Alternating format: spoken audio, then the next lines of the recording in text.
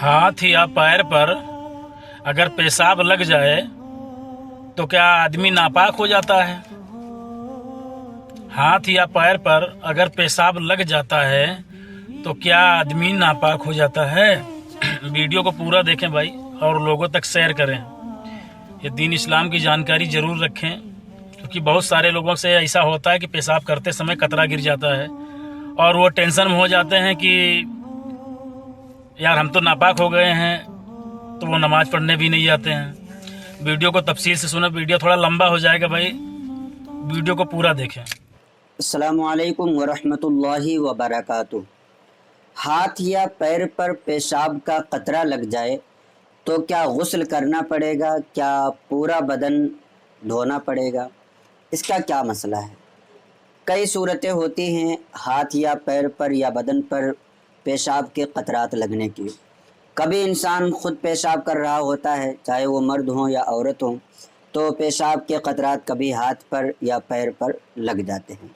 या कभी अपने बच्चे को गोद में लिए हुए है, बच्चा पेशाब कर दे तो कपड़े पर या इसी तरीके से बदन पर पेशाब के कतरात लग जाते हैं। तो अब ऐसी सूरतों में क्या इंसान पर गुस्ल करना फ़र्ज़ होगा? क्या बग़ैर गुस्ल किए भी वो नमाज वग़ैरह पढ़ सकता है? इसकी क्या सूरतें हैं? अक्सर लोग इस बारे में नहीं जानते हैं।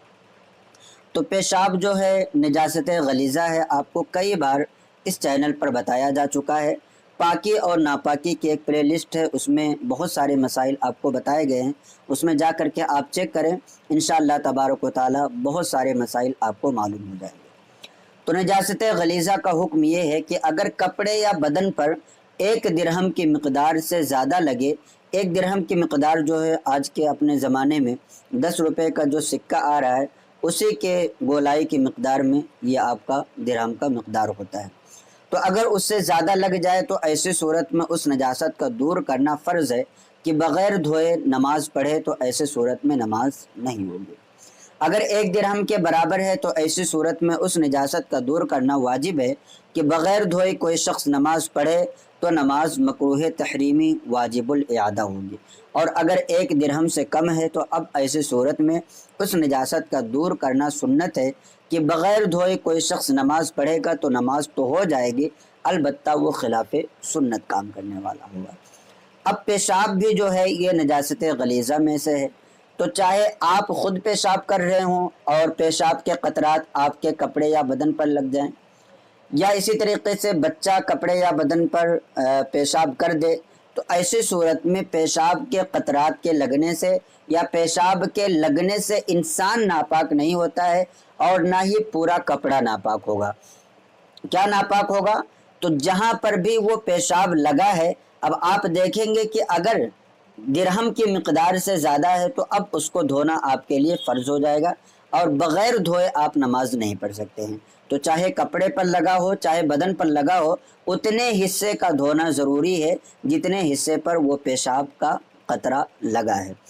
तो आपका ये पूछना कि क्या गुस्ल करना पड़ेगा, तो गुस्ल इससे फ़र्ज़ नहीं होता है, अलबत्ता जहाँ पर लगा है, या कभी ऐसा होता है कि थोड़ा यहाँ लगा, थोड़ा वहाँ लगा, थोड़ा वहाँ लगा, और मिला करके भी देखा जाए तो वो 1 दिरहम के बराबर होता है या 1 दिरहम से ज़्यादा होता है, तो ऐसे दो सूरत में उस नजासत का दूर करना ज़रूरी होगा। अलबत्ता गुस्ल नहीं करना पड़ेगा। किसी इंसान के कपड़े पर और बदन पर साथ में पेशाब लग जाए और वो अपने बदन का वो हिस्सा धो ले और अपने कपड़े का वो हिस्सा पाक कर ले, तो उसी कपड़े को पहन करके वो नमाज़ पढ़ सकता है, या अपने बदन को पाक करके जहाँ पर लगा है दूसरे कपड़े को पहन करके भी नमाज पढ़ सकता है। तो आम तौर पर जो लोगों का ख्याल है कि ऐसी सूरत में नापाक हो जाते हैं और फिर से पूरा गुस्ल करना पड़ेगा, ऐसा बिल्कुल नहीं है। इंसान पाखाना या पेशाब वगैरह जो भी नजासत गलीज़ा हैं, नजासत गलीज़ा के लगने से नापाक नहीं होता, अलबत्ता जहाँ पर वो नजासत लगी होगी उतना हिस्सा नापाक हो जाएगा और उतने हिस्से का धोना ज़रूरी होगा। तो उम्मीद करता हूँ कि ये मसाला आपको समझ में आया होगा।